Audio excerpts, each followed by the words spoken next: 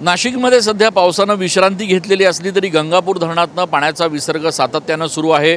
परिणामी सध्या गोदाघाट परिसरात फारसं पाण्याची पातळी वाढलेली नसली तरी येणाऱ्या काही तासांमध्ये गंगापूर धरणातलं पाणी या ठिकाणी आल्यानंतर पाण्याची पातळी निश्चितपणे वाढायची शक्यता आहे। आणि या पार्श्वभूमीवर आता गोदाघाट परिसरात जवळपास 12 सुरक्षा रक्षक तैनात केले गेले आहेत।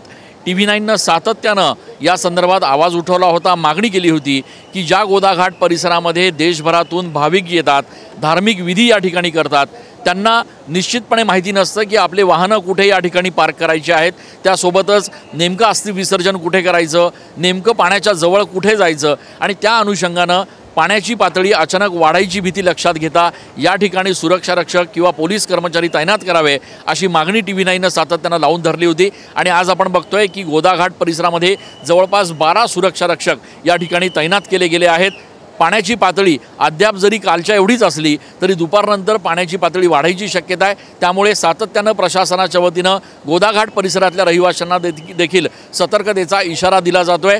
पावसानं सध्या जरी विश्रांती घेतली असली तरी येलो अलर्ट असल्यामुळे पावसाची संततधार वाढण्याची शक्यता आहे आणि त्या अनुषंगाने नाशिकमधल्या सगळ्या यंत्रणा सध्या हाय अलर्टवर असल्याचं बघायला मिळतं आहे। कॅमेरा पर्सन आकाश येवलेसह मी चंदन पूजा अधिकारी, TV9 मराठी।